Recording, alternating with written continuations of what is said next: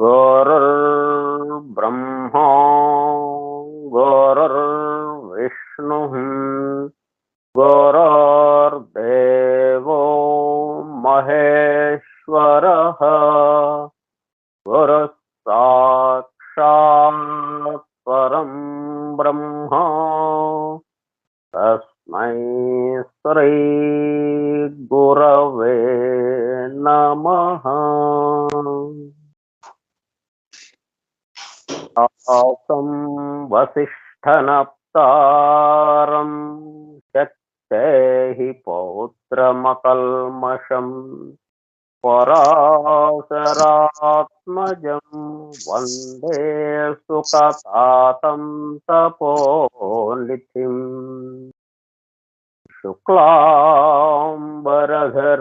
विष्णुं शशिवर्णं चतुर्भुजम् प्रसन्नवदनं ध्यायेत् सर्वविघ्नोपशान्तये। अगज आनन पद्मार्कं गजाननमहर्निशम् अनेकदं तं भक्तानाम् एकदन्तमुपास्महे। वक्रतुण्डमहाकाय कोटिसूर्यसमप्रभ निर्विघ्नं कुरु मे देवा सर्वकार्येषु सर्वदा।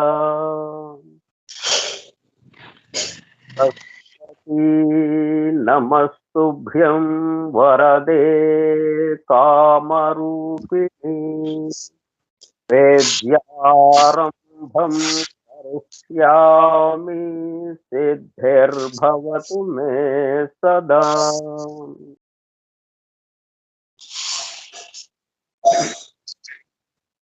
ॐ भूर्भुवस्सुवः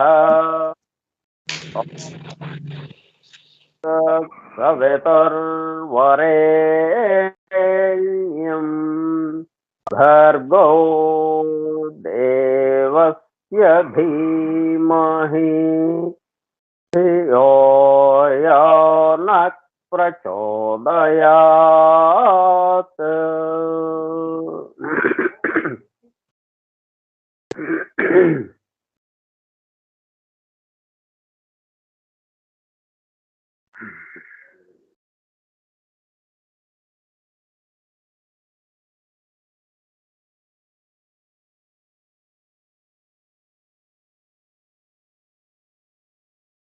Vasudev.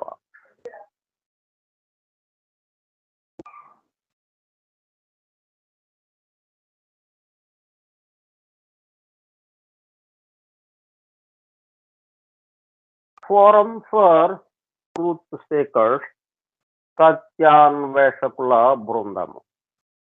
Foundations of esoteric philosophy, నిగూఢ తత్వశాస్త్ర మూలము. From the writings of H.P. Blavatsky, arranged with a foreword and notes by M.T.H. Hoskins. గ్రంథ పఠనము, అధ్యయనము, అవగాహన, ఆత్మదర్శనము కార్యక్రమము. 58వ పాఠము 8/8/2022 సోమవారము సాయంత్రం 4:30 గంటలు. వాళ్ళ తేదీ పాఠంలో 8 అంకె సరిపోయింది చక్కగా. నిగూఢ తత్వశాస్త్ర మూలము స్కైప్ గ్రూప్ లో సుదూర ప్రాంతాలలో ఎవరింట్లో వారు హాయిగా విశ్రాంతి తీసుకుంటూ ఏకకాలంలో ఒకేసారి ఏమి చేస్తున్నాము? వింటున్నాము. ఏమి వింటున్నాము? శాస్త్ర సాంకేతిక రంగములలో ఎంతో వేగముగా పురోగమిస్తున్న ప్రస్తుత కాలంలోని మానవాళి అదే వేగముతో ఆధ్యాత్మిక రంగంలో కూడా పురోగమించుటకు వీలుగా ప్రపంచంలోని అన్ని జాతుల, మతముల పవిత్ర గ్రంథములలో పొడుపు కథల రూపములో అర్థము అయి అవనట్లుగా ఉన్న సృష్టి రహస్యములను బహిర్గతం చేసి మానవాళికి అందించి వాటి అవగాహన ద్వారా ఆత్మదర్శనము పొందుట అను దివ్య ప్రణాళికను అమలు చేయుటకు పరమ గురువులచే ఎన్నుకొనబడిన మేడం ఎలెనా పెట్రోవ్నా బ్లవెట్స్కీ తన జీవిత కాలమంతా శ్రమించి తన మాతృభాష కాని ఇంగ్లీషు భాషలో తన ద్వారా అత్యద్భుతముగా మానవాళికి అందింపబడిన Isis unveiled, the secret doctrine, the voice of the silent, the key to theosophy గ్రంథములు అధ్యయనము చేసి వాటిలో ఇవ్వబడిన విషయములు పూర్తిగా అర్థము కాకపోవుటచే అతి నిగూఢములైన సృష్టి రహస్యములు, వాటి మూలము, గ్రంథ హృదయమును చేరు పద్ధతులు తెలుసుకోవాలనే తీవ్ర ఇచ్చగల కొందరు సత్యాన్వేషకులు ఆమె చివరి సంవత్సరాలలో ఆమె వద్దకు చేరి ఆమెతో సంభాషించుచు ప్రశ్న సమాధానము సంవాద రూపములో ఎన్నో నిగూఢములైన విషయములను మరింత లోతుగా తెలుసుకొని సత్యమును చేరుటకు ప్రయత్నించారు. ఆ ప్రసంగ విశేషాలు అన్ని వ్రాయబడి తదుపరి transactions of the Blavatsky lodge అనే గ్రంథముగా అందరికీ అందుబాటులోనికి వచ్చినది. తదుపరి వాటిని collected writings of Blavatsky volume 10లో చేర్చడం జరిగినది. ఆ బృందంలోని ఒక సోదరుడు కమాండర్ రాబర్ట్ బోవెన్ ఆమె వివరించుతుండగా తాను స్వయముగా వ్రాసుకున్న నోట్స్ ను ఆమె దేహము విడచుటకు 3 వారముల ముందు ఆమెకు చూపించగా అతను చూపిస్తున్న శ్రద్ధకు మురిసిపోతూ చేసిన కృషిని మెచ్చుకున్నట్లుగా అదే సమయంలో ఆ నోట్సుకు తన అంగీకారమును తెలుపుతున్నట్లుగా తల ఊపుతూ ఒక చిరునవ్వు నవ్వాను. తదుపరి కాలంలో మరుగున పడిపోయిన ఆ నోట్స్ ను 40 సంవత్సరముల తదుపరి వారి కుమారుడు కెప్టెన్ పిజి బోవెన్ వెలుగులోనికి తీసుకువచ్చి దివ్య జ్ఞాన అధ్యయన పరులకు, భవిష్యత్తు తరాలకు ఎంతో మేలు చేశారు. ప్రథమముగా 1932 సంవత్సరంలో థియోసఫీ ఇన్ ఐర్లాండ్ మ్యాగజైన్ లో ప్రచురింపబడినది. ఆ తదుపరి madam Blavatsky on how to study theosophy అనే పేరుతో చిన్న బుక్లెట్ రూపంలో అందరికీ అందుబాటులోనికి వచ్చినది. అపార జ్ఞాన సంపదతో అలరారుతున్న గ్రంథ సముదాయములో అందించబడిన విషయముల మొత్తమునకు అసలు మూలము ఏమిటి అనే విషయము ఆకలింపు చేసుకొనుటకు ఆ గ్రంథములలోనే అక్కడక్కడ నెంబర్డ్ స్టేట్మెంట్స్ అండ్ ప్రిన్సిపల్స్ ఉదహరించబడినవని వాటి ద్వారా మూలము వద్దకు చేరుకోవచ్చునని బ్లావెట్స్కీ తెలిపినారు.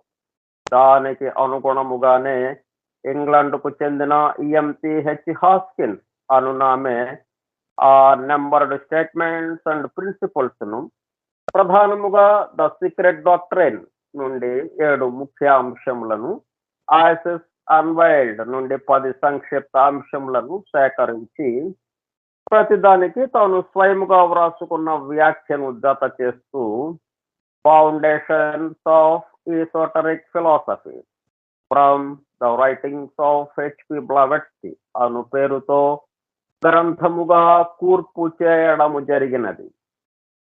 వాటితో పాటు కమాండర్ రాబర్ట్ బోవెన్ వ్రాసి బ్లావెట్స్కీ ఆమోదము పొందిన నోట్స్ను అనుబంధము ఏ గా గ్రంథము చివర చేర్చటం జరిగినది.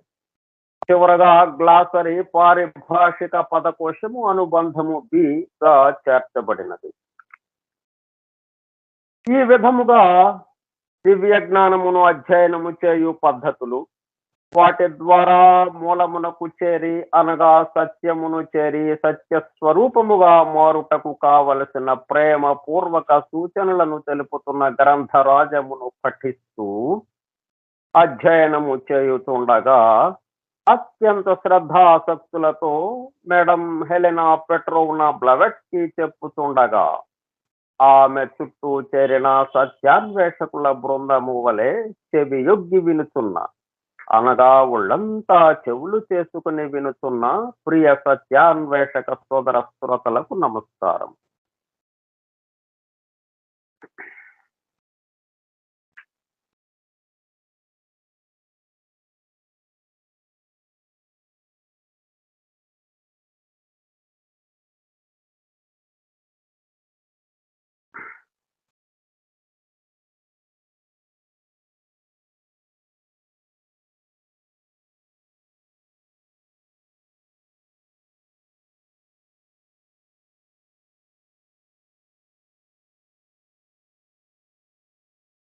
మనం 6 నెంబర్డ్ ఐటమ్స్ అనే దాంట్లో 5 నెంబర్స్ ఆఫ్ ఐటమ్స్ పూర్తి చేసుకుని 6th నెంబర్లో ఉన్నాం మనం ఇప్పుడు. దాంట్లో చెప్పబడిన విషయాలన్నీ కూడా తెలుసుకుంటున్నాం. ఇవన్నీ ఏంటంటే ఎక్కడ ఇవ్వబడ్డాయి? 7 శ్లోకాల యొక్క వివరణ పూర్తయిన తర్వాత సంగ్రహంగా, సంక్షిప్తంగా, అంటే దాంట్లో ఉన్న విషయాలు సంగ్రహంగా చెప్పడం కాదు. ఇక్కడ ఇంకోటి కూడా మనం చూడాలి. సమ్మింగ్ అప్ అన్నారు. Summing up 6 numbered items. అయితే దాంట్లో ఉన్న విషయాలు ఏ దృక్పథంతో మనం చూడాలి? ఇప్పుడు లేమన్ ఒక సాధారణమైనటువంటి అసలు ఈ ఈ తన ఇల్లు, తన కుటుంబం, తన వీధి, తన ఊరు తప్ప ఇంకొక ఆలోచన లేదు వాడికి. వాడు దాన్ని చదివితే ఎలాగ అర్థమవుతుంది? వాడి దృక్పథంతో వాడు చదివినట్టు అవుతుంది. కాబట్టి అది ఆ దర్శనం ఇవ్వదు. ఆ నిజరూప దర్శనం జరగదు మనకి. మనకేంటి అన్ని అలంకరించినటువంటి పూర్తి అలంకారంతో ఉన్న ఆ వెంకటేశ్వర స్వామి యొక్క దర్శనమే దొరుకుతుంది మనకి. నిజరూపం తెలియదు మనకి. నిజరూప దర్శనం కావాలి అంటే ఇదిగో ఈ దృక్పథంతో మీరు చూడాలి. ఆయన నిజరూప దర్శనానికి సంబంధించి ఒక సమయం ఉంటుంది. ఆ సమయంలో వెళ్తే మొత్తం తీసేసి వేర్ బాడీగా అన్నట్టుగా ఉంటుందన్నమాట స్వరూప దర్శనం. ఇప్పుడు అలంకారాలతో పూర్తిగా ఆయన మరుగుడు పడిపోయి ఆ అలంకారాలే ప్రాధాన్యత వహిస్తూ ఉన్నవాళ్ళు మనం ఈ భౌతిక విషయాలతో పూర్తిగా తాదాత్మ్యం చెందుతూ ఈ భౌతిక విషయాలే చాలా గొప్పవి అన్నట్టుగా వీటితో ఉండిపోయేటప్పుడు కల్లా అసలైన ఇది మరుగున పడిపోయిందన్నమాట. ఇప్పుడు ఈ 7 శ్లోకాలు ఏ పద్ధతిలో చదవాలి అన్న దృక్పథం మనకి అవగాహన కలిగించడం కోసం ఈ సమ్మింగ్ అప్ లో 6 నెంబర్డ్ ఐటమ్స్ ఇచ్చారు. కాబట్టి మనం ఏం చేయాలి? ముందు 7 శ్లోకాల వివరణ చదివిన తర్వాత ఈ 6 నెంబర్డ్ ఐటమ్స్ చదవటమా, లేకపోతే 6 నెంబర్డ్ ఐటమ్స్ చదివిన తర్వాత ఈ 7 శ్లోకాల వివరణ చదవటమా? నాకేం చెప్పిందంటే చివరి రోజుల్లో ఆమె తన అపార జ్ఞానాన్ని అంతవరకు అందింపబడిన జ్ఞానం మొత్తాన్ని చిన్న చిన్న మాటల్లో చెప్పేసింది ఆ చుట్టూ ఉన్న వాళ్ళకి. మీరు నేరుగా ఎళ్ళబోకండి. ఆ 7 స్టాంజాస్ యొక్క వివరణలోకి వెంటనే వెళ్ళబోకండి. ఈ 6 నంబర్డ్ ఐటెమ్స్ చదవండి. ఒక దృక్పథం ఏర్పాటు చేసుకోండి. అప్పుడు మీరు ఆ వివరణలోకి వెళ్ళండి. ఆ నిజ రూప దర్శనం జరుగుతుంది. లేకపోతే పూర్తి అలంకారంతో ఉన్న ఆ స్వామి దర్శనమే మనకి కనిపిస్తూ ఉంటుంది. కాబట్టి నిజ రూప దర్శనం కావాలా మనకి? పూర్తి అలంకారంతో ఉన్న దర్శనం కావాలా? పూర్తి అలంకారంతో ఉన్న దర్శనం కావాలంటే నేరుగా ముందు 7 స్టాంజాస్ చదువుకోవటం. కాదండి మాకు అసలైంది కావాలి అసలైంది. మూలం కావాలి మాకు. ఈ అలంకరణ వెనుక ఉన్నదేంటసలు? దేనికి అలంకరించారు దీన్ని? ఈ అలంకరణ అంతా దేనికి చేశారు? అది కావాలి మాకు. ఏదో ఉంటేనే కదా ఈ అలంకరణ అంతా వచ్చింది. బంగారు గొలుసులు, తర్వాత మన పూల దండలు, అన్ని రకరకాలు పట్టు వస్త్రాలు అన్నీ దేనికి చేశారు? ఏదో ఉండాలి గదా ఎనక.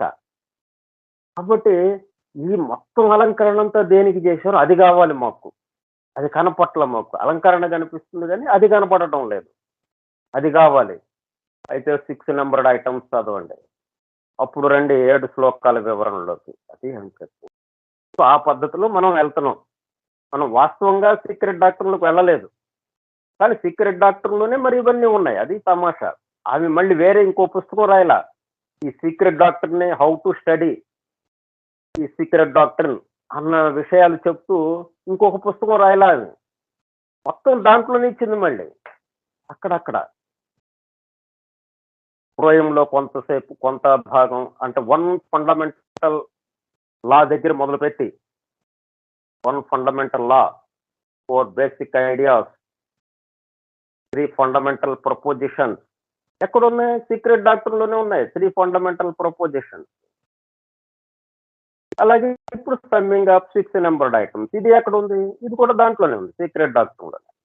మనమేమో సీక్రెట్ డాక్టర్‌ని గురించి తెలుసుకుందాం అన్నట్టుగా మనం చదువుతున్నాం. కానీ ఇవన్నీ ఎక్కడున్నాయి? సీక్రెట్ డాక్టర్‌లోనే. అంటే మనం వెలుపల అనేది కుదరదు. ఆయనలోనే జరుగుతుందన్న దానికి సంకేతం అన్నమాట ఇది. మనం ఆయన గురించి తెలుసుకోవాలి. ఈ మొత్తానికి సంబంధించి ఆధారమైన వాడు ఎవడు? మనకి తెలియటం లేదు. ఈ సమస్తంలో నిండి ఉన్నవాడెవడు? అని వెతుకుతున్నాం. ఎక్కడ వెతుకుతున్నాం? ఆయనలోనే. బయట ఎక్కడెళ్ళి ఎతికాము. బయట ఉండి ఆయన దగ్గరికి మనం వెళ్ళాలండి. ఆయనలోకి వెళ్ళాలి అని మనం చేయటానికి ఇక్కడ లేదు. అది చేయాలన్నా మళ్ళీ ఈ లోకంలోనే, ఈ సృష్టిలోనే ఉంటూ, ఈ సృష్టి విషయాలే తెలుసుకుంటూ ఆయన్ని తెలుసుకోవటం. ఇట్లా దానికి సంకేతంగా ఇప్పుడు ఈ గ్రంథం ఇప్పుడు ఇది కూడా అట్లాగే దాంట్లో ఉన్న విషయాలే మనం తెలుసుకుంటున్నాం అన్నమాట. ఓకే. మనకి ముఖ్యంగా భారతీయులకి, భారతదేశంలో ఉన్న వాళ్ళకి మంచి దెబ్బ కొట్టేటట్టుగా ఏంజెల్స్ దేవతలెవరు మిమ్మల్ని రక్షించేవాళ్ళు లేరు. రక్షణ కార్యక్రమం వాళ్ళది కాదు అని నిర్ద్వంద్వంగా తేల్చి చెప్పారు. Angels are men of a superior kind and no more. They are neither ministering nor protecting angels. అందుకే సీక్రెట్ డాక్టర్ అందరికీ దూరం అయింది అన్నట్టుగా కూడా ఉంది ఒక విధంగా. ఎందుకంటే మనం ఏదో కొంచెం ఒక 10 మనకన్నా కొద్దిగా తెలిసినోడిని మనం గౌరవిస్తాం. మనం ఏదో వీడు మనల్ని ఆపదల నుంచి కాపాడతాడు అని చెప్పి ఆయన చుట్టూ తిరుగుతుంటాం మనం. ఏదో ఒక మంచి విషయాలు కాస్త మనకన్నా బాగా తెలుసు ఈయనకి అనంగానే ఆయన చుట్టూ తిరుగుతూ ఉంటాం. రక్షిస్తాడు అని. మన కష్టాల నుంచి గట్టెక్కిస్తాడు అని. మరి ఈయన ఏంజెల్ దాకా వెళ్ళినోళ్ళని కూడా మిమ్మల్ని గట్టెక్కించడం అనేది, రక్షించడం అనేది జరగదు అని చెప్పి చెప్తున్నారు. అయితే అది చివర్లో మళ్ళీ ముక్తాయింపుగా ఏం చెప్పారంటే కొసమెరుపుగా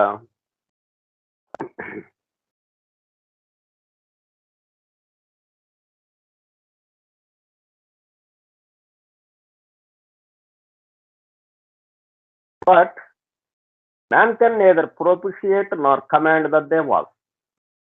దేవతలను సంతృప్తి పరిచి వాళ్ళ ద్వారా మనం ప్రయోజనం పొందటం అనేది ఏమీ లేదక్కడ. మనం భావించటమే గాని వాస్తవంగా, యథార్థంగా వాళ్ళకి శాంతులు, బలులు ఇటువంటివి చేస్తే వాళ్ళు మనల్ని మన పట్ల కరుణించి మనకి కష్టాల నుంచి రక్షిస్తారు. లేకపోతే మనకు అతీంద్రియ శక్తులు ఇస్తారు అని గాని ఏమి లేదక్కడ. But by paralysing is lower personality. అయితే మరి ఎలా రక్షింపబడతాం మనం?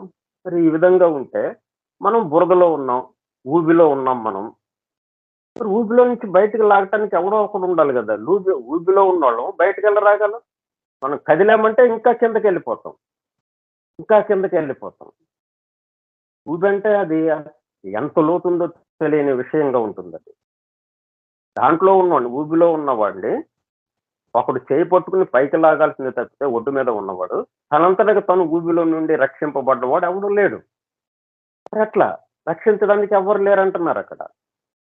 మరి ఏ విధంగా మనం రక్షింపబడాలి? అయితే చిన్న మార్గం ఒకటుంది. అదేంటంటే by paralysing his lower personality and arriving thereby at the full knowledge of the non-separateness of his higher self from the one absolute self. Man can, even during his terrestrial life, become as one of us.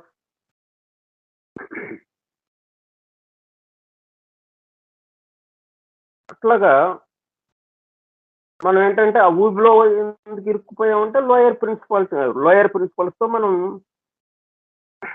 దానితో మనం సంబంధం పెట్టుకోవటం వల్ల, lower పర్సనాలిటీతో మనం సంబంధం పెట్టుకోవటం వల్ల ఊబిలో ఉన్నట్టుగా అయిపోయింది మన పరిస్థితి. ఉక్కిరి బిక్కిరిగా ఉంది, ఊపిరాడనట్టుగా ఉంది. మనం దాన్ని వదిలేసేసి హయ్యర్ ప్రిన్సిపల్ని పట్టుకుంటే, హయ్యర్ సెల్ఫ్ యొక్క అంటే మనం హయ్యర్ సెల్ఫ్ నుంచి విడిపోయి లేదు. హయ్యర్ సెల్ఫ్ లోగానే ఉన్నాం. మనం హయ్యర్ సెల్ఫ్ లోనే ఉన్నాము. హయ్యర్ సెల్ఫ్ తో కలిసి ఉన్నాము. నాన్ సపరేట్నెస్, హయ్యర్ సెల్ఫ్ తో అభేద స్థితి మనది, భేద స్థితి కాదు. హయ్యర్ సెల్ఫ్ లోనే ఉన్నాం మనం హయ్యర్ సెల్ఫ్ అంటే నాన్ సపరేట్నెస్. అది కనుక మనకి తెలిస్తే వెంటనే వీటి నుంచి బయలుపడతాం, మనం రక్షింపబడతాం, మనకి రక్షణ అందుతుంది. మన కష్టాలు గట్టెక్కడానికి కానీ, మన ఆపదల నుంచి బయటపడటానికి కానీ అది అవకాశం ఏర్పడుతుంది. అది కానీ అవకాశం మీకు ఏర్పాటు అయ్యేది, దాని ద్వారా మీరు రక్షింపబడతారు, మీరు ఆపదల నుంచి గట్టెక్కింపబడతారు. కానీ ఏంజెల్స్ని ప్రార్థించడం వల్ల, వాళ్ళకి శాంతులు ఇది చేయడం వల్ల కాదు అనేది ఇక్కడ ఒక పాయింట్ చెప్పారు మనకి. ఇది కొంచెం మనకి ఇబ్బందికరమైన విషయం. అంటే మనం ఇట్లా అనుకోవట్లేదు కదా. మనం వాళ్ళని ప్రార్థిస్తే మరి అనేక దేవాలయాలు ఉన్నాయి మనకి అన్ని. దేనికి మరి? వాళ్ళందరికీ దేవాలయాలు కట్టి ఆ మూల విరాటులుగా ఉంచి వాళ్ళని ప్రార్థిస్తూ వాళ్ళకి మొక్కుకుంటూ ఈ ఆపద నుంచి గట్టెక్కుతున్నాం మనం. ఇలాగా చేస్తున్నాం కదా. మరి ఇక్కడ జరుగుతున్నది ఏంటి? ఆ స్టేట్మెంట్ కరెక్టే. అట్లాగని మనం ఇక మొత్తం కిందకి వదిలేయటం కాదు. ఇప్పుడు మనం చేస్తున్నది కరెక్టే. భారతదేశంలో ముఖ్యంగా, ప్రపంచవ్యాప్తంగా, ముఖ్యంగా భారతదేశంలో ఈ పూజ, ఆరాధన, అర్చనలు, యజ్ఞయాగాదులు ఇలా ఎన్నెన్నో చేస్తున్నాం మనం రక్షించమని, వేడుకుంటున్నాం. ఆ వేడుకోవటానికి ఎన్నో రకాలుగా అలాగా జరుగుతూ ఉన్నాయి. అవన్నీ కూడా కరెక్టే. వాటి ద్వారా రక్షింపబడుతున్నాం. అయితే ఎలా జరుగుతుంది ఇక్కడ ఒక అవగాహన మనకి కావాల్సి ఉంటుంది. మనం ఎప్పుడైతే మన శక్తి చాలడం లేదు, ఇప్పుడే కదా మనం ఇతరులని అడిగేది. మన దగ్గర డబ్బు ఉంటే ఇంకోటి దగ్గరికి లప్పడకం కదా. మనకి ఏదో అవసరం వచ్చింది, దానికి కావాల్సిన, అది ఖర్చు పెట్టడానికి కావాల్సిన డబ్బు మన దగ్గర ఉంది. ఇంకోటి దగ్గరికి వెళ్ళి నాకు ఈ అవసరం వచ్చిందండి కొంచెం అప్పు ఇవ్వండి అంటామా? ఇవ్వంగా, అడగం కదా మనం. మన దగ్గర లేకపోతే అవసరం వచ్చింది, అది తప్పదు, దానికి ఖర్చు పెట్టాలి, దగ్గర డబ్బులు లేవు, జేబు ఖాళీ, ఎట్లా ఇప్పుడు? అప్పుడు తెలిసిన వాళ్ళ దగ్గరికి వెళ్ళి బాబు ఇట్లాగ అవసరం వచ్చింది. నేను మళ్ళీ త్వరగా మీకు ఇచ్చేస్తాను. ఈ సమయం ఇంత సమయంలో అని చెప్పి అతనికి చెప్పి అతని దగ్గర నుంచి డబ్బులు తీసుకొని అప్పుడు అవసరాన్ని గడుపుకుంటాం. అది గదా మనకి పద్ధతి ఉన్నది. అట్లాగే ఇప్పుడు మనం ఎందుకు బయట వాళ్ళని అడుగుతున్నాం? నేను ఆపదలో ఉన్నాను. నేను కష్టాల్లో ఉన్నాను. నన్ను గట్టెక్కించండి. ఎందుకు అడుగుతున్నాం? దాని నుంచి బయటపడటానికి మనకు శక్తి చాలక, మన దగ్గర ఆ శక్తి లేక. అందుకని అవతల వాడిని అడుగుతున్నాం. ఎవరిని అడుగుతాం? డబ్బు ఉన్నోళ్ళనా? డబ్బు లేనోళ్ళని అడుగుతామా? డబ్బు ఉన్నోళ్ళని అడుగుతాం. అట్లాగే ఆ శక్తి ఉన్నోళ్ళని, రక్షించగల శక్తి ఉన్న వాళ్ళని అడుగుతాం. అయితే వాళ్ళు రక్షిస్తారా లేదా అనేది మనకి ఇక్కడ అనవసరం. మనకు ఆ కెపాసిటీ ఉంది. ఆ కెపాసిటీ ఉంది గాబట్టి మనం అడుగుతున్నాం. మనం డబ్బు అడిగినోడు అప్పు ఇస్తాడా లేదా అని మనం అనుకోం. ముందు అడుగుతాం. అట్లాగే ఇక్కడ గూడా వాళ్ళని అడుగుతాం. వాళ్ళని రక్షించు మాకు అని చెప్పి ఒక పూజ చేస్తాం. లేకపోతే ఒక మంత్రం చదువుతాం. ఇట్లాగేదో రకరకాలుగా చేస్తాం. ఇట్లా చేసినప్పుడు ఏమైంది? వాళ్ళెక్కడున్నారు? మనం ఎవరినైతే మనం ప్రార్థిస్తున్నామో వాళ్ళ స్థితి ఏంటి? వాళ్ళు హైయర్ సెల్ఫ్‌లో ఉన్నారు. వాళ్ళు ఏకత్వానుభూతికి దగ్గరలో ఉన్నారు వాళ్ళు.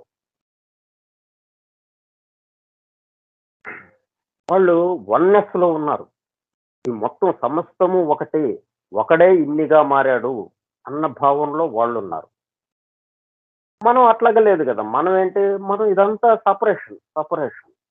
అనేకత్వం, భిన్నత్వంలో ఉన్నాం మనం. అసలు భగవంతుడు ఉన్నాడా? లేడా? భగవంతుడు ఇక్కడ లేడు.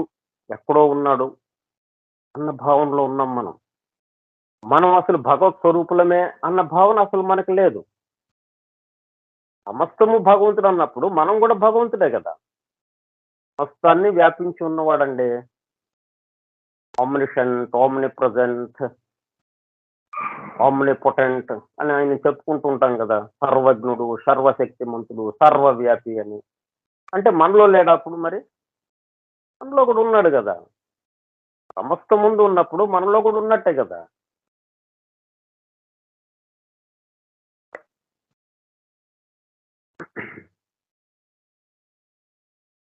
అయితే మనలో ఉన్నవాడిని మనలో ఉన్నాడు అన్న భావన మనకు అంతగా అనుభూతిలోకి రాలేదు కాబట్టి, మనం లేని వాళ్ళంగా ఉన్నాం. బీదవాళ్ళంగా ఉన్నాం మనం.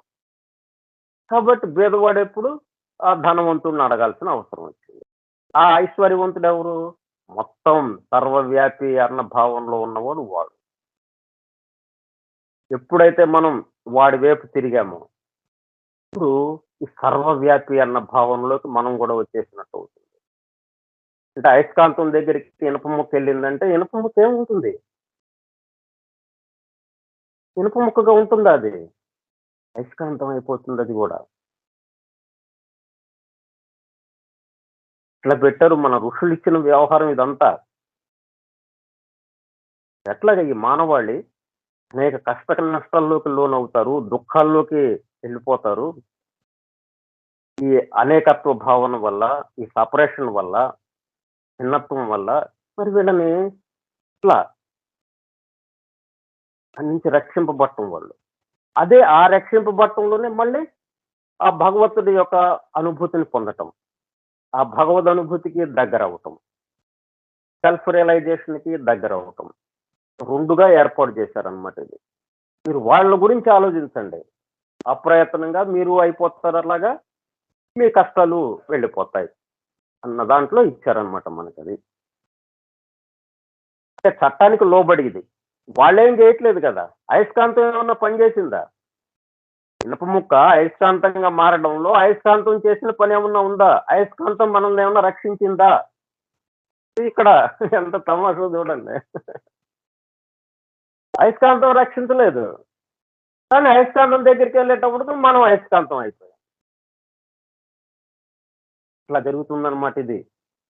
కాబట్టి ఆ స్టేట్‌మెంట్ అది కరెక్టే. మనం మనం చేసే పని మనం కరెక్టే. కాబట్టి మనం ఇంకా జాగ్రత్తగా ఇలాగ చూసుకోవాలి. ఒక స్టేట్‌మెంట్ ఇవ్వంగానే ఓహ్! ఇదా? అబ్బా! అనేసి దానికి దూరం అవ్వటం. లేతే దానికి దగ్గరై ఇక భగవంతుడు అంతా ఉన్నాడు కాబట్టి ఇక పూజలు, పునస్కారాలు అక్కర్లేదు. తీసేయండి, తీసేయండి అంటాం. ఇట్లాగా రకరకాల ఆలోచనలొస్తాయి. ముందు ఉన్న ఏర్పాటేంటి మనం గమనించాలి. ఉన్న ఏర్పాటు తెలియకపోతే ఇదిగో ఇటువంటి రకరకాలైన ఆలోచనలొస్తాయన్నమాట. ఉన్న ఏర్పాట్లో ఉన్నటువంటి అంతరార్థం ఏంటి? నిగూఢమైన విషయం ఏంటి? అది అర్థం చేసుకోవాలి మనం. ఓకే. ఇప్పుడు క్లియర్‌గా ఉంది గదా! ఎవరైనా గాని పూజలు, పునస్కారాలు వద్దు అంటే దానికి సమాధానం చెప్పగలిగి ఉండాలి. ఎందుకు పూజలు, పునస్కారాలు చేయాలి? అది చేసినందువల్ల ఏం జరుగుతుంది? మరి వాళ్ళేమో రక్షించే కెపాసిటీలో వాళ్ళు లేరంటున్నారు. రక్షణ బాధ్యత మాది కాదండి. మాకు పైయోడు ఉన్నాడు.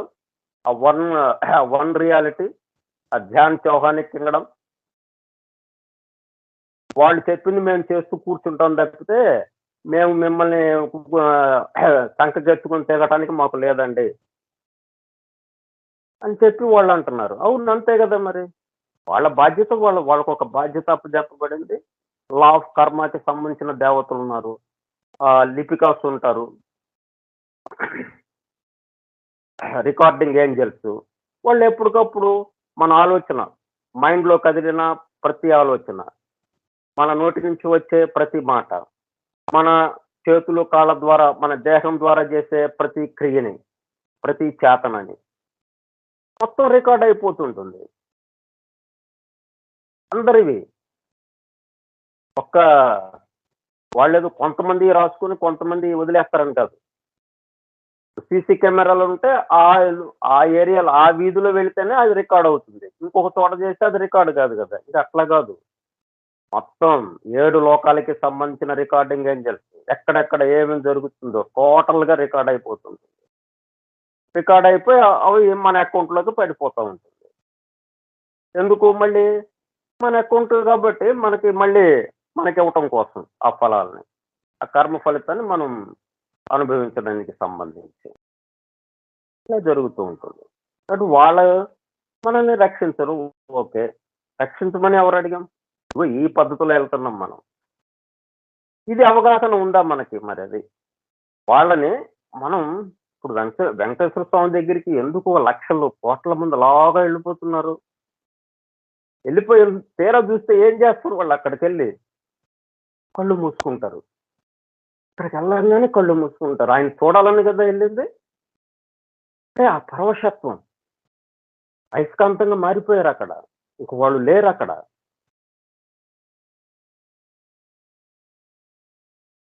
కాబట్టి ఈ పూజ, ఆరాధన, అర్చనలు, యజ్ఞయాగాదులు వీటి ద్వారా ఏం జరుగుతుందనమాట? ఇనుప ముక్క అయస్కాంతంగా మారటం అన్నట్టుగా అయిపోతూ ఉన్నది. అయస్కాంతం అయ్యేటప్పటికల్లా హైయర్ సెల్ఫ్‌తో మనం లింకప్ హైయర్ సెల్ఫ్‌గా మారిపోయినట్టుంది. Non separateness with the higher self. Higher self అంటే ఆత్మ, బుద్ధి, మనస్సు. అవన్నీ కూడా ఆత్మకి దగ్గరగా ఉన్నవి. ఆత్మతో కలిసి ఉన్నది. లోయర్ సెల్ఫ్ అంటే ఆత్మకి దూరంగా అనేకత్వంగా ఉండేటట్టుగా ఇక్కడ ఉందది. ఇనుప ముక్కగా ఉంది. లోయర్ సెల్ఫ్ అంటే. ఈ లోయర్ సెల్ఫ్ వాళ్ళు బై పారలైజింగ్ ద లోయర్ సెల్ఫ్. అది కదా వాళ్ళు చెప్పింది. అట్లా మనం లోయర్ సెల్ఫ్‌ని తోసేయండి. పీకేసేయండి. అంటే దాన్ని దమించడానికి ఎన్నో సాధనలు. అప్పుడు గాని మీకు హైయర్ సెల్ఫ్ అందదు. హైయర్ సెల్ఫ్ అందినప్పుడు కూడా మీరు ఇంకా రక్షించడం ఇటువంటియన్నీ అప్పుడు కొద్దిగా ఏమన్నా జరుగుతాయి అప్రయత్నంగా అన్నట్టుగా చెప్పుకొచ్చారు గదా! అందుకని ఋషులేం జేశారంటే దానికి లోబడే, ఆ చట్టానికి లోబడే ఎప్పుడైతే వాళ్ళని ఆదుకోండి, మమ్మల్ని రక్షించండి అని వాళ్ళనే ధ్యానిస్తున్నాం. అంటే మన మనస్సంతా ఎవరితో నిండిపోయింది? వాళ్ళతో నిండిపోయింది. వాళ్ళెవరు? హైయర్ సెల్ఫ్‌తో ఉన్నవాళ్ళు. దాంతో మనం గూడా హైయర్ సెల్ఫ్‌గా మారిపోయాం. కాబట్టి మీరు గూడా దీని గురించి కొంత ఆలోచించండి.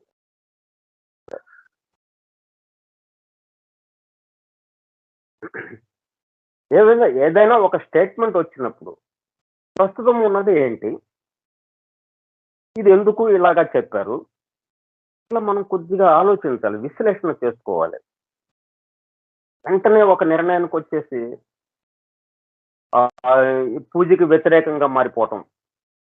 ఒక నాస్తికుడిలాగా మారిపోవటం. అట్లాగా కాదనమాట. నాస్తికత్వం ప్రబోధించట్లా ఇది. ఇప్పుడు ఒక కూర్పు అమరిక ఏదైతే ఉందో, ఆ అమరికని వివరిస్తున్నారు ఈళ్ళు. సీక్రెట్ డాక్టర్‌ను సృష్టి యొక్క అమరిక ఎలాగున్నది?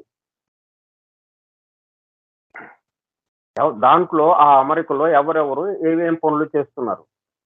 ఒక పెద్ద మెషినరీ ఉంది. మెషిన్. ఆ మెషిన్ ఒక పెద్ద ఫ్యాక్టరీ. ఆ ఫ్యాక్టరీలో ఎంట్రన్స్ నుంచి ఎగ్జిట్ వరకు పెద్ద ఒక 10 ఎకరాలు, 20 ఎకరాల వైశాల్యంలో ఉందది. ఎన్నో మెషినరీ ఉన్నాయక్కడ. పెద్ద పెద్ద మెషినరీ.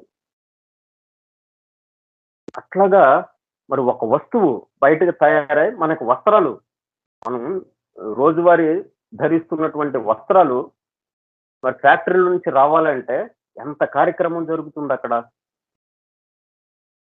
మరి అవి చేయటానికి ఇంత మెషినరీ ఉంది. ఆ మెషినరీలు ఆపరేట్ చేయటానికి ఎంతమంది వర్కర్స్ ఉన్నారు.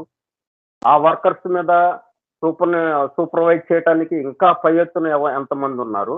ఈ మొత్తానికి సంబంధించి ఓనర్ ఒకడుంటాడు. ఆ ఓనర్‌కి సహాయంగా కొంతమంది ఉంటారు డైరెక్టర్లు. ఈ విధంగా ఒక అమరిక ఉంది గదా! సృష్టి అమరికకి అనుగుణంగానే ఉంది అది గూడా. కాబట్టి ఆ అమరికని మనకిక్కడ తెలియజేస్తున్నారు. ఇట్లా ఉంది గాబట్టి మనం ఎట్లాగా ఎళ్తే మనం దీని నుంచి బయటపడొచ్చు అన్నది గూడా మనకిక్కడ అవకాశం ఉంది. సో, అక్కడి వరకు అది ఆపుదాం. తర్వాతేంటంటే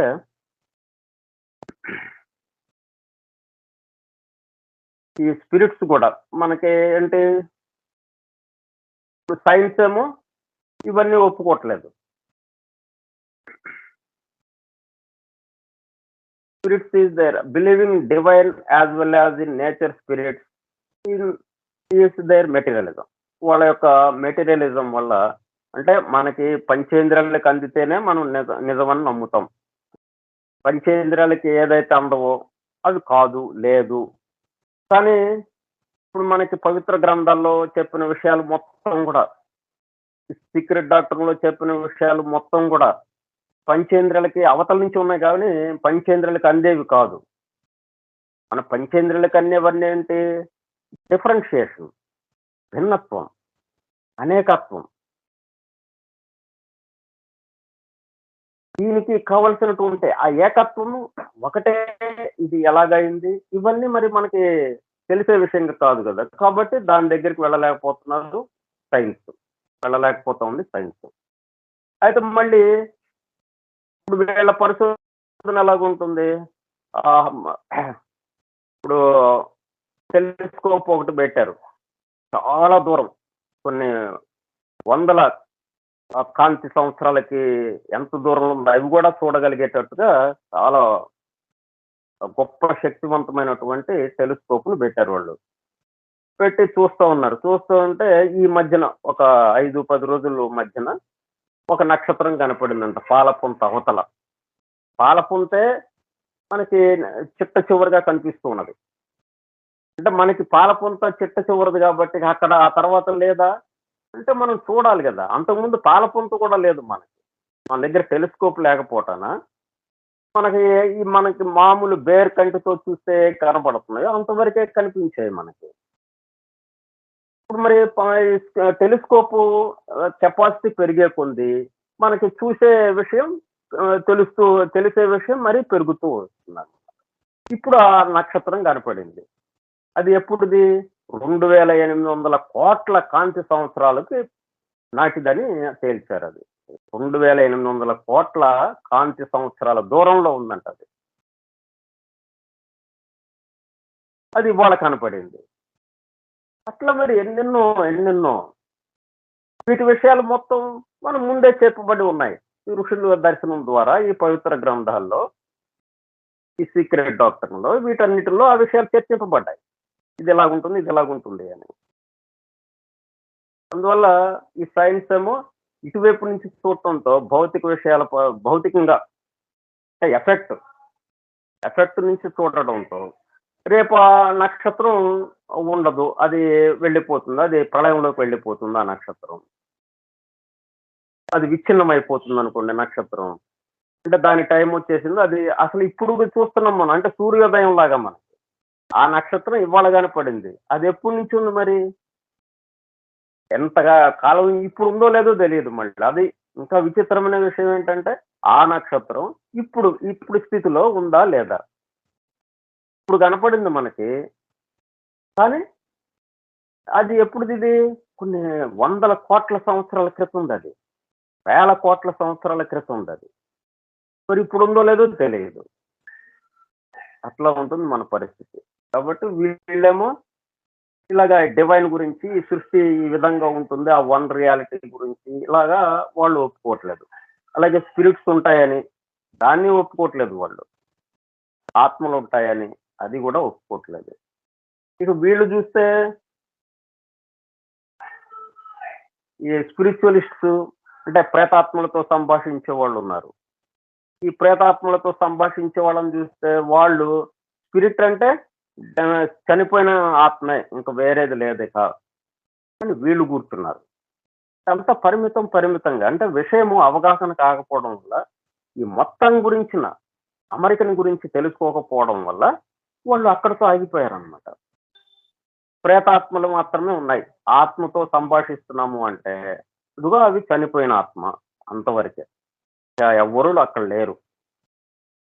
అంటే వాళ్ళకేంటి, ఈ భూలోకంలో చనిపోయిన వాళ్ళు ఈ భూలోకం చుట్టూ తిరుగుతూ ఉంటారు అన్నట్టుగా, అంతవరకే. అట్లాగా వాళ్ళు ఉన్నారు.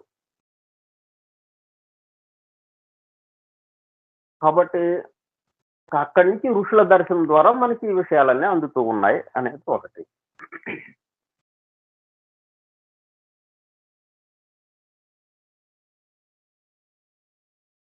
సరే, నేను మొన్న పోయిన బుధవారం నాడు అక్కడితో ఆపాం. మరి ఇవన్నీ తెలుసుకోవాలంటే ఎలా మనకి అంటే ఆకల్ట్ కాస్మగని,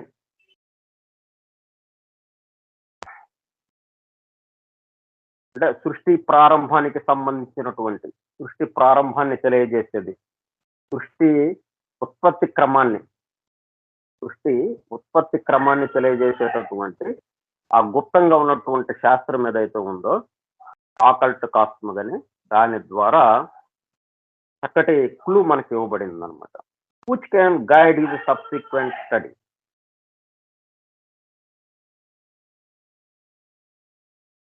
అంటే సత్యాన్వేషకులకి, సత్యాన్ని అన్వేషించే వాళ్ళ కోసం, ఆ భగవద్ అనుభూతిని, దీనికి కారణం ఏంటని వెతికే వాళ్ళ కోసం అది ఇవ్వబడింది అనమాట. అలాగా దాని గురించి ఏంటి అని ఆలోచిస్తే అప్రయత్నంగా ఇది తెలిసిపోతుంది. అప్పుడేంటి, ప్రశ్న ఎక్కడి నుంచి వచ్చిందో అక్కడే సమాధానం ఉంది. ఇదంతా ఏంటి, ఎక్కడి నుంచి వచ్చింది అని ఎప్పుడైతే అన్వేషణ మొదలు పెట్టావో, ఆ మొదలుపెట్టిన అన్వేషణే అక్కడే ఎండ్ అయిపోతుంది. మొదలు పెట్టడమే ముగింపు. ఎందుకంటే అదే సత్యం కాబట్టి, సత్యం దగ్గర నుంచే నీకు అన్వేషించాలి అనే ప్రశ్న వచ్చింది. సమాధానంలో నుంచే ప్రశ్న వచ్చేసింది నీకు. ఎందుకంటే మనకి ముందు, అందుకే దీనికి సంకేతంగా మనం టెక్స్ట్ బుక్లు చూస్తే ముందు పాఠం ఉంటుంది, తర్వాత ప్రశ్న ఉంటుంది. మనం ప్రశ్న నుంచి కదా మొదలు పెట్టేది. మనం పాఠం చదవకుండా ప్రశ్నల దగ్గరికి వెళ్ళిపోతాం మనం. అందుకని మనం ఇప్పుడు ఏం చేయాల్సి వచ్చింది, అన్వేషించాల్సి వచ్చింది. అట్లా కాకుండా ఇప్పుడు ఈ ప్రశ్న వేసే బదులుగా అసలు ఈ కూర్పు ఏంటి, ఇదంతా పవిత్ర గ్రంథాలు ఏంటో చెప్తున్నారు ఇవి ప్రపంచవ్యాప్తంగా. ఇటు మన భారతదేశం చూస్తే వేదవాంగ్మయం అంతా, వేదము, పురాణాలు, ఉపనిషత్తులు, ఇతిహాసాలు, ఏది పట్టుకున్నా కానీ సృష్టికి సంబంధించిన పూర్తి సమగ్రమైన వివరణ అంతా చక్కగా మనకి దొరుకుతూ ఉంది, అవైలబుల్ అవుతూ ఉంది. ఇంకా ఇతర దేశాల్లో, ఇంకా మొత్తం ప్రపంచవ్యాప్తంగా ఉన్న అన్ని జాతులకు సంబంధించినటువంటి పవిత్ర గ్రంథాలు ఎన్నో ఉన్నాయి. వాటిలో దేన్ని పట్టుకున్నా, ఏ బైబిల్ను పట్టుకున్నా, ఏ ఖురాన్ను పట్టుకున్నా, ఏ జెండా అవస్థాన్ని పట్టుకున్నా అలాగే సిక్కుల పవిత్ర గ్రంథం వాళ్ళది పట్టుకున్న ఎవరిదైనా కానీ ఎనీ ఎనీ పవిత్ర గ్రంథం మనకి ఇదే సమాచారం ఉంది. సృష్టికి సంబంధించిన సమాచారం. అది చదివి అప్పుడు అప్పుడు క్వెషన్‌లోకి వెళ్ళు. మనం క్వెషన్‌తో ప్రారంభించేటప్పటికల్లా అప్పుడు ఇది దొరికితే గాని మనకది ఆ సమాధానం రాదు. ఏదో రకంగా ముందు దానికి వస్తున్నాంగా. ముందు సత్యాన్ని చేరటానికి 2 పద్ధతులనమాట. ప్రశ్న ద్వారా వెళ్ళటం, క్వెషన్ చేయటం. క్వెషన్ ద్వారా ఆ సత్యం దగ్గరికి వెళ్ళటం. సమాధానం ద్వారా ఆ సత్యం దగ్గరికి వెళ్ళటం. అంటే పాఠం ద్వారా. మనకి టెక్స్ట్ బుక్‌లో 2 ఐటెమ్స్ ఉన్నాయి గదా! పాఠము, పాఠాన్ని ఆనుకుని ప్రశ్నలు. ఆ ప్రశ్నలన్నీ ఎక్కడివి? పాఠంలోయే గదా! పాఠానికి దాటి ప్రశ్నలుండవుగా అక్కడ. పాఠం మొత్తం ఏదైతే ఆ పాఠంలో ఏమి విషయాన్ని వివరించారో, దానికి సంబంధించిన ప్రశ్నలే ఇక్కడ ఇస్తూ ఉంటారు. సో, మనం అందుకే మనకి చక్కగా మన చదువంతా, మన విద్యాభ్యాసం అంతా ఒక క్రమ పద్ధతిలో చక్కగా జరుగుతూ ఉంది. ముందు పాఠం చెప్తాడు ఉపాధ్యాయుడు. ముందు పాఠాన్ని వివరిస్తాడు. వివరించి అప్పుడు ప్రశ్నలు. ఆ ప్రశ్నలకి సమాధానాలు దీంట్లో నుంచి, ఈ పాఠంలో నుంచి ఎలాగ చదువుకోవాలో అది చెప్తాడు మనకి. కానీ మనం నిజ జీవితంలోకొచ్చేటప్పటికల్లా పాఠం చదవట్లేదు. మన నిజ జీవితంలో మన గురించిన పాఠం లేదు మనకి. మన చుట్టూ ఉన్న వాటి గురించే పాఠం. అది కూడా భౌతిక విషయం వరకే. భౌతిక స్థాయి వరకే మనకి చెప్పే పాఠాలన్నీ కూడా. భౌతిక స్థాయి వరకు. దానివల్ల మన విషయం అసలు రావట్లేదు. మన చుట్టూ ఉన్నదే మనం తెలుసుకుంటూ ఉన్నాం. ఈ మొత్తాన్ని తెలుసుకుంటున్న మనం ఎవరం? అన్న ప్రశ్న రావట్లేదు. అందుకని అలాగా దా మధ్య మధ్యలో ఆగిపోతున్నట్టుగా అయిందనమాట. ఇప్పుడు ఈ సీక్రెట్ డాక్టర్‌ని మనకివ్వటం వల్ల సమగ్రమైన ఒక పెద్ద పాఠం మనకిచ్చినట్టయిందనమాట. ఆ పాఠాన్ని చదువుదాం. ఆ పాఠాన్ని చదివి అప్పుడు మీరు ప్రశ్నలు వేసుకోండి. ప్రశ్నలకి సమాధానాలు దీంట్లో వస్తాయి మీకు.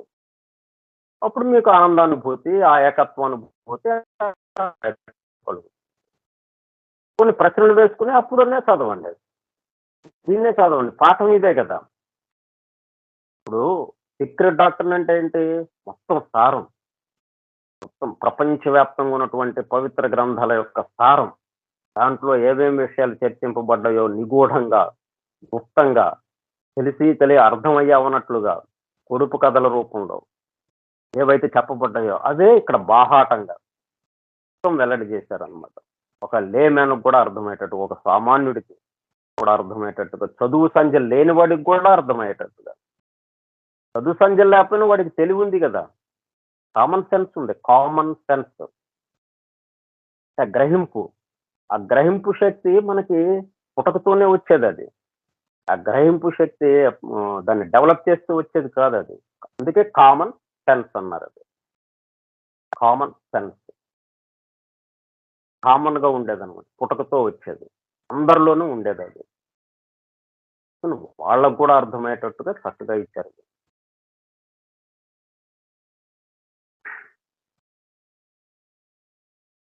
ఇంకా ఇన్ సోబర్ ట్రూత్ అంటే అసలైన స్థిర బుద్ధితో మైకము, మత్తు లేకుండా చక్కగా చెప్పబడ్డ పూర్తి జ్ఞానంతో, పూర్తి మెలకువతో చెప్పబడ్డ సత్యము అనే. పూర్తి మెలకువతో. సత్యం. Has just shown every so-called spirit is either a disembodied or a future man. Spirit అంటే ఆత్మ అంటే ప్రేతాత్మ కావచ్చు, చనిపోయి ఆత్మగా మారిన ఇది కావచ్చు. చనిపోయిన మానవుడి యొక్క ఆత్మ అవ్వచ్చు. ఈ మధ్యన చనిపోయినటువంటి మానవుడి యొక్క ఆత్మ కావచ్చు. మనిషి యొక్క ఆత్మ కావచ్చు. Or a future man. పైలోకం నుంచి వాడు అంతకుముందు చనిపోయి కారణ లోకం దాకా వెళ్ళిపోయిన వాడు, ఆ జీవాత్మ కారణ లోకంలో కొన్నాళ్ళు ఉండి మరలా భూలోకంలో వచ్చి ఆ ఉపాధిలో చేరాలని అనుకున్నవాడు మరలా వస్తాడు కదా.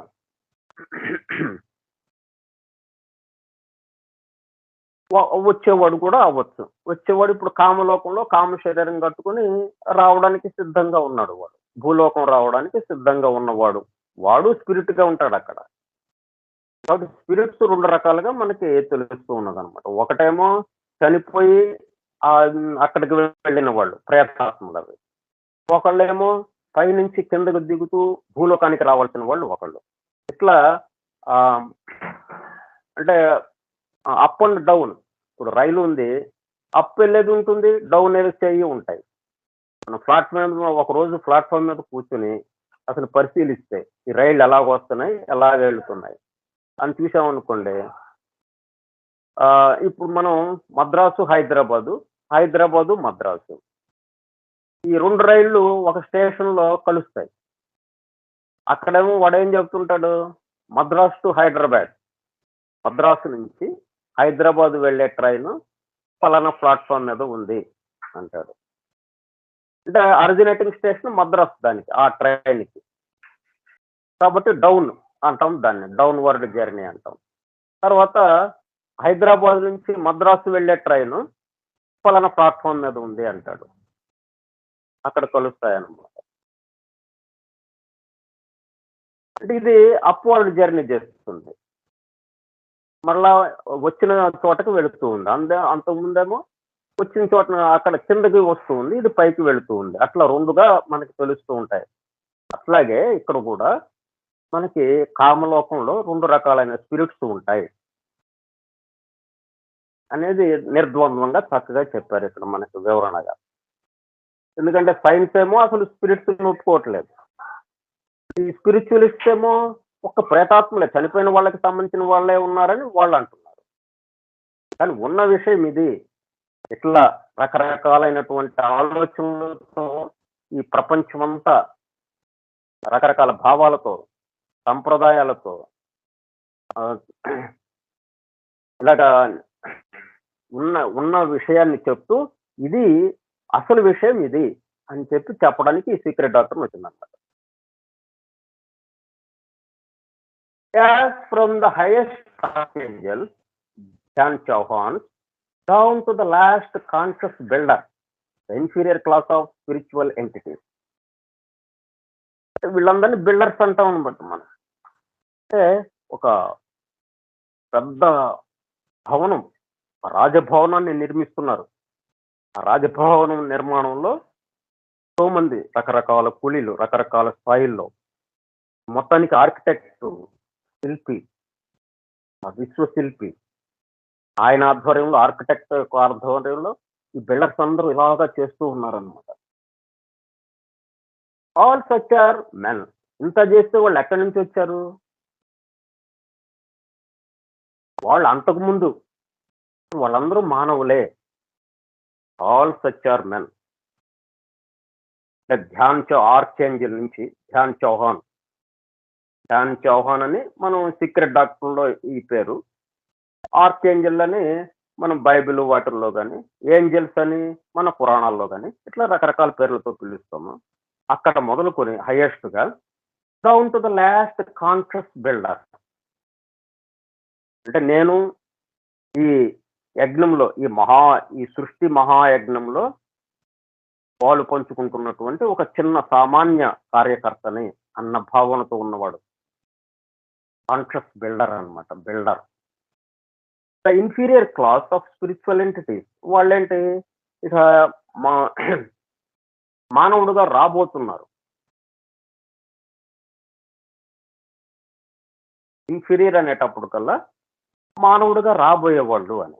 అట్లా వీళ్ళిద్దరితో కలిసి ఉన్నది ఇది. All such are men having lived aeons ago. ఎంతో ఎన్నెన్నో యుగాల వెనక అనమాట. Aeons ago. ఇన్ అదర్ మన్వంతరాస్. ఒక మన్వంతరం అంటే 71 మహాయుగాలు. మహాయుగం అంటే 4 యుగాలు కలిసి. 4 యుగాలు కలిసి ఒక మహాయుగం. ఒక మహాయుగం 71 మహాయుగాలు ఒక మన్వంతరం. ఇట్లా 14 మంది మనువులు ఉన్నారు మనకి. ఒక్కొక్క మన్వంతరం ఒక్కొక్క మనువు యొక్క అధ్యక్షతన ఆయన యొక్క అంటే ఒక్కొక్క మనువుకి ఒక్కొక్క రకమైన లక్షణం ఉంది. దానికి తగ్గట్టుగా ఆ మన్వంతరాన్ని ఆయన పరిపాలిస్తూ ఉంటాడు. ఆయన పరిపాలనలో ఇప్పుడు మనకి ప్ర ప్రైమ్ మినిస్టర్ ఉన్నాడు. అలాగే చీఫ్ మినిస్టర్ ఉన్నాడు. వాళ్ళెవరుంటే వాళ్ళకి తగ్గట్టుగా ఆ పరిపాలన ఉంటుంది. ప్రజలకి సౌకర్యాలు గాని, ప్రజలు చక్కగా చూడబడడం గాని, లేతే ప్రజా సౌకర్యాలు తక్కువగా అట్లా వాడు ఏ అభిప్రాయంతో ఉంటాడో దానికి అనుగుణంగా ఈ పరిపాలన సాగుతూ ఉంటుంది. అట్లాగా ఈ 14 మంది మనువులు ఈ పరిపాలన సాగిస్తూ మన్వంతరాలు అలాగా జరుగుతూ ఉంటుంది. అట్లా 100 సంవత్సరాల బ్రహ్మకాలం పూర్తయ్యేదాకా ఇలా జరుగుతూ ఉంటుంది. ఇక్కడ అంతకుముందు మన్వంతరాల్లో or on this or other spheres అట్లాగే ఈ రౌండ్స్ జరుగుతూ ఉన్నాయి. ఈ మానవ రౌండ్‌లో గాని, ఇంకా ఇతరితర రౌండ్స్‌లో గాని ఇలాగ అభివృద్ధి జరుగుతూ ఉంటే వాళ్ళందరూ కూడా ఆల్ సచ్ ఆర్ మెన్. వాళ్ళందరూ కూడా having lived aeons ago in other మన్వంతరాస్. అట్లా అభివృద్ధి చెందుతూ ఆ వర్కర్స్‌గా వెళ్ళిన వాళ్ళు వీళ్ళందరూ. వర్కర్స్‌గా వెళ్ళాలి అంటే ప్రధానమైన అర్హత ఏంటి? ఈ సృష్టి మహాయజ్ఞంలో తను పాత్ర తీసుకోవాలి. వాడిని రిక్రూట్ చేయాలి. ఒకళ్ళని రిక్రూట్ చేయాలి అంటే మానవత్వం దాటాలి. మానవత్వం దాటాలంటే మానవుడుగా ఉన్నా గాని మనల్ని రిక్రూట్ చేసుకోవచ్చు. ఎట్లాగా? మానవుడు అంటే ఏమైంది? స్వార్థపూరితంగా. నా కోసం. అంటే చిన్న నేనుగా మారిపోయాడు వాడు. చిన్న నేనుకి పరిమితం అయిపోయాడు. దేహానికి పరిమితం అయిపోయాడు మానవుడు అనేటప్పటికల్లా. అట్లా కాకుండా సమస్తానికి సంబంధించిన నేనుతో వాడు లింకప్ పెట్టుకుంటే, దాని గురించి ఆలోచిస్తుంటే, అంటే తన చుట్టూ ఉన్న వారి కోసం అన్న పాయింట్‌లో ఉంటే మనల్ని కూడా రిక్రూట్ చేసుకుంటారు. కాబట్టి ఈ సృష్టి మహాయజ్ఞంలో పాలు పంచుకోవటానికి ఎవరు ప్రధాన అర్హత ఏంటి? నా కోసం అన్నది తీసేస్తే, నా చుట్టూ ఉన్న వారి కోసం అన్నది ప్రధాన అర్హత. నా చుట్టూ ఉన్న వారి కోసం ఎవరైతే ఆలోచిస్తుంటారో వాళ్ళని తీసుకుంటారు. అట్లా ఈ మానవత్వం నుంచి దైవత్వం వైపుకి వెళుతూ ఉన్న వాళ్ళని వాళ్ళు తీసుకున్నారన్నమాట. మానవత్వం దాటిన వాళ్ళని. ఈ క్రితం మన్వంతరాల్లో అంతకుముందు స్పియర్స్‌లో గాని ఇట్లాగా. ఆ విధంగా వాళ్ళని తీసుకున్నారు. అట్లాగే వాళ్ళంతా ఏంటి ఇంటెలిజెంట్‌గా పనికొస్తారు. అంటే పని చేయించేవాళ్ళన్నమాట వాళ్ళందరూ కూడా. అంటే మానవుడి నుంచి మానవత్వం వైపు నుంచి దైవత్వం వైపుకి ఎవరైతే వెళుతున్నారో మానవత్వం అని దాటి అంటే నేను అనే దాన్ని దాటి అంటే ఈ దేహానికి పరిమితమైన నేనుని దాటిన వాడు ఎవడైతే ఉన్నాడో వాడు దైవత్వానికి దగ్గరైన వాడు. ఇప్పుడు మానవుడిగా కూడా ఉండొచ్చు. మానవుడి నుంచి ఈ జన్మించడం, మరణించడం అనేది దాటేసేసి ఇక ఇది లేకుండా ఆ పనిలో చేరొచ్చు వాడు. అట్లా వాళ్ళందరూ చేరి ఉన్నారు అక్కడ. చేరి ఈ సృష్టికి సంబంధించిన పనులు చేపిస్తూ ఉన్నారు. చేయించుతూ ఉన్నవారు వాళ్ళందరూ ఒక విభాగం. So the inferior, semi intelligent and non intelligent elementals are all future men. ఈ పని చేసే వాళ్ళు ఉన్నారు వర్కర్స్ లాగా. వాళ్ళంతా ఏంటి సెమీ ఇంటెలిజెంట్ అంటే ప్రజ్ఞ పూర్తిగా వికాసం చెంది లేకుండా. ప్రజ్ఞ ఉన్నది వాళ్ళకు కూడా. బుద్ధి ఉన్నది. కానీ వికాసం తక్కువగా ఉంది. కాబట్టి సెమీ ఇంటెలిజెంట్ అన్నమాట. ఇన్ఫీరియర్ తక్కువ స్థాయికి తగ్గట్టుగా. And non intelligent elemental. అట్లా ప్రజ్ఞ అసలు పూర్తిగా మరుగున పడిన వాళ్ళు గాని, ప్రజ్ఞ కొంత మేరకు ఉన్నవాళ్ళు గాని, వికసించి ఉన్నవాళ్ళు గాని, వాళ్ళందరూ ఏంటి ఎలిమెంటల్స్ అవి. అంటే మనకి ఫస్ట్ ఎలిమెంటల్ కింగ్డమ్, సౌరాత్మ వర్గు, చంద్రాత్మ వర్గు ఇట్లాగా వాళ్ళు కిందకి దిగుతున్నారు. అటువైపు నుంచి. రెండో జీవ ప్రసారంలో ఏం జరుగుతూ ఉన్నది? మొదటి జీవ ప్రసారంలో లోకాలు తయారైపోయినాయి. ఆ లోకాలకు కావాల్సిన అణువులన్నీ రెడీగా ఉన్నాయి. ఆ అణువుల్ని దేనికైనా మార్చొచ్చు. అట్లా సిద్ధపరచబడి ఉందన్నమాట. మనం ఈ అణువు దీనికే పరిమితం అండి. ఇంకో దానికి పనికిరాదు అనటానికి లేదు. ప్రతి అణువు మొత్తం ఆ భగవద్గీతతో నిండి ఉన్నది కదా! కాబట్టి ఇంతవరకే పరిమితం అనటానికి లేదు. సమస్తం ఆ అణువు ద్వారా చేయొచ్చు మనం అన్నంతగా ఉంటాయి అవి. అట్లా అణువులన్నీ కూర్చబడ్డాయి అన్ని లోకాల్లో ఆయా లోకాలకి తగిన విధంగా. అప్పుడు రెండో జీవ ప్రసారం వచ్చి ఒక్కొక్క లోకంలో ఉన్నటువంటి అణువుల్ని సంయోగం చేసి కొన్ని అణువుల్ని కొత్త రూపాల్ని తయారు చేసి ఈ విధంగా ఇక ఫస్ట్ ఎలిమెంటల్ కింగ్డమ్, తర్వాత సౌరాత్మ వర్గు, చంద్రాత్మ వర్గు అలా అభివృద్ధి పరుస్తూ ముందుకు తీసుకువెళ్తూ ఉంది ఆ రెండో జీవ ప్రసారం. ఇదిగో వాళ్ళు ఈ సెమీ ఇంటెలిజెంట్ అన్నమాట.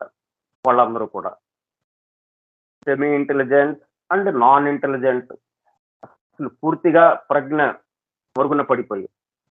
ఇక్కడెక్కడ ప్రజ్ఞ లేదు అంటే భగవంతుడి యొక్క అంశ ఈ మొత్తం కూడా భగవంతుడు నిండి ఉన్నాడు. అందుకే మనకి ఈ గ్రంథం ఎలాగా ప్రారంభించబడింది? వన్ ఫండమెంటల్ లా. అది తప్ప ఇంకోటి ఇక్కడ ఎక్కడా ఏమీ లేదు. ఇది బాగా గుర్తుపెట్టుకోవాలి మనం. కాబట్టి ఏదైనా తక్కువ స్థాయిలో ఉంది అంటే మరుగున పడిపోయింది అది. మేల్కొల్తాం. సుప్త చైతన్యంగా ఉంది, నిద్రాణ స్థితిలో ఉంది, దాన్ని మేల్కొల్పటం. అంతకంటే వేరే ఏం లేదు. ఓకే. సో ఇట్లాగా ఉంటుంది. And non intelligent elementals are all future men. వాళ్ళేంటి ఇక అవన్నీ దాటుకుని ఖనిజ వర్గుకు వచ్చి, వృక్ష వర్గుకు వచ్చి, జంతు వర్గుకు వచ్చి, ఆ తర్వాత ఈ జీవాత్మకి ఉపాధిగా తయారై ఇక నరుడుగా ప్రయాణం ప్రారంభిస్తారు. అంటే ఆల్ ఫ్యూచర్ మెన్, కాబోయే మానవులు వాళ్ళు. వాళ్ళు కూడా ఈ సృష్టి మహాయజ్ఞంలో పాలు పంచుకుంటున్నారు. అంటే వాళ్ళు ఆ సృష్టి మహాయజ్ఞంలో పాలు పంచుకోవటం వల్ల వాళ్ళు త్వరగా ముందుకు రాగలిగారనమాట. జంతు స్థాయిని దాటి ఇక్కడికి రాగలిగారు వాళ్ళు. ఇక్కడ మానవుడిగా వచ్చిన తర్వాత మనం ఇక్కడ ఏం చేస్తున్నాం? సృష్టి మహాయజ్ఞంలో మనం కూడా పాలు పంచుకుంటున్నాం. పాలు పంచుకోకపోతే ఎట్లా కుదురుతుంది అసలు? ఈ సృష్టిలో ఉన్న వాళ్ళం సృష్టిలోకి సృష్టికి కావలసిన పని చేయకపోతే ఎట్లాగా కుదురుతుంది? మన సొంత పని అనేది ఉండదు కదా. అది ఇక్కడ అర్థం చేసుకోవాలి మనం. పాల్గొంటున్నాం కానీ ఆ భావన లేకపోవడం వల్ల అలాగా మనకు అభివృద్ధి ఆగినట్టుగా అనిపిస్తుంది. కానీ మనం అప్రయత్నంగా చేస్తున్న దాని వల్ల ఏంటి? మనం ముందుకు నడిపించబడుతూనే ఉన్నాం దాని ద్వారా.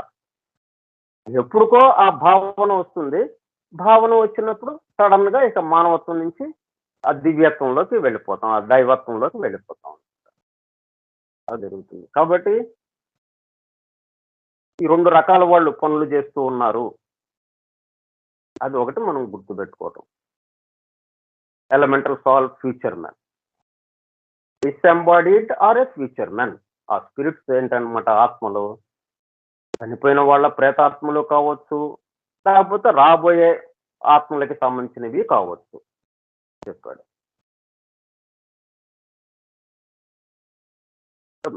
ఈ స్పిరిట్ గురించిన మిగతా విషయాలు మనం రేపు చెప్పుకుందాం.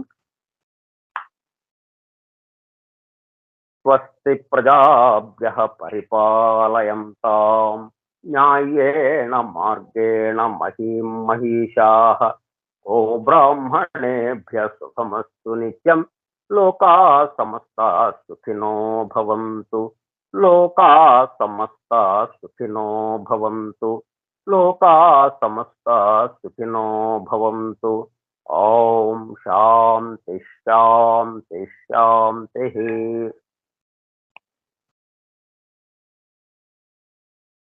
ఓపికగా విన్నటువంటి సోదర సత్యాన్వేషక బృందానికి ధన్యవాదములు.